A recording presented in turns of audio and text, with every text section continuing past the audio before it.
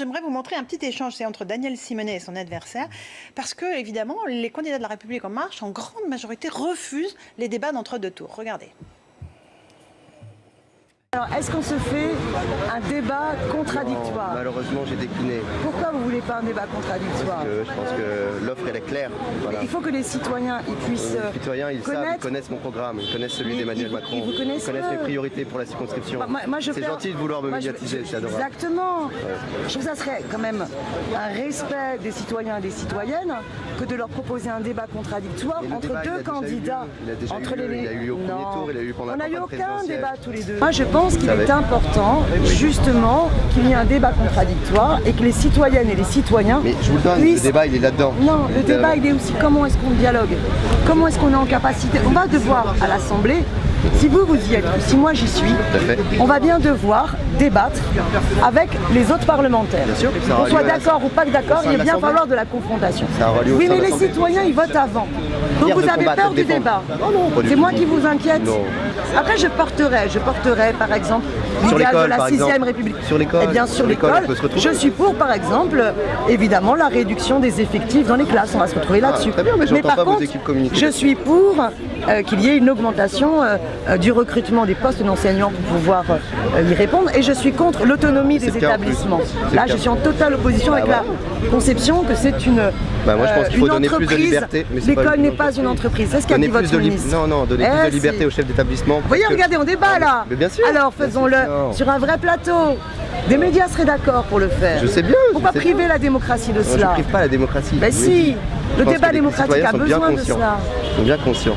Ah, je ne sais pas de quoi vous avez peur, mais c'est vraiment dommage. Vous avez refusé de débattre avec votre adversaire, Daniel Simonet. Les débats sont interdits par le parti ?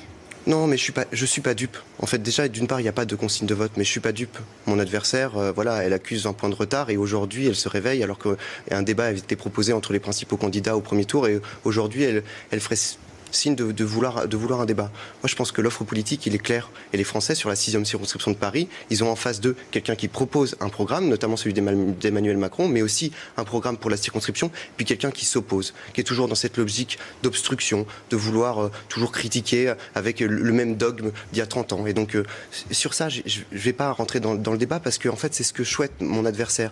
Souhaite organiser, en fait, un semi-buzz sur ce second tour, alors même que l'offre politique, elle est claire, qu'elle a déjà été débattue pendant la présidentielle et qui me revient aujourd'hui de représenter notamment le programme national.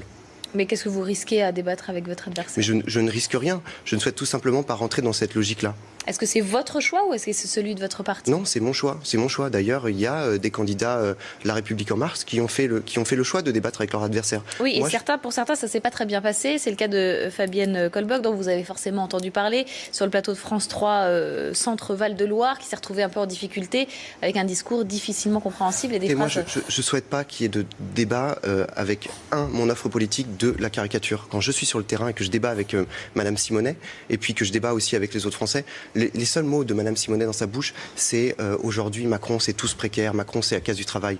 Alors qu'elle n'écoute même pas la personne qui vient de lui parler juste à côté d'elle et qui lui dit moi je suis immigré de 2e génération et mes enfants ils ne trouvent pas de travail, ils sont au chômage depuis plus d'1 an alors qu'ils ont bac+5. Et donc ça, c'est ça qui me désespère dans cette façon de faire de la politique. Moi je ne suis pas dans une politique spectacle, j'ai quelque chose à prouver, j'ai quelque chose à faire. Et donc je réfute ce format de débat parce que c'est pas ma façon de faire de la politique. Moi je souhaite que les personnes, quand elles vont voter, elles votent en conscience libre et éclairée.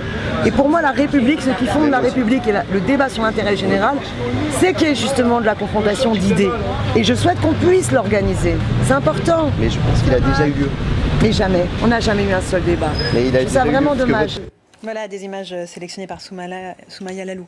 C'est dommage, effectivement, il n'y a pas de consigne, disent les élus de La République En Marche. Il n'y a pas eu de consigne. Ce qu'ils disent, je me fais leur porte-voix. Ça, j'en suis moins sûr. Maintenant, force est de constater que depuis quelques jours sur les réseaux sociaux, on voit une ribambelle de candidats En Marche aujourd'hui ne pas être en capacité d'argumenter ou ne pas être en capacité de faire de la politique et de débattre avec la France Insoumise quand c'est le cas, avec les socialistes quand c'est le cas. Ils ne veulent pas débattre. Mais ça dit quelque chose de très fort, je pense.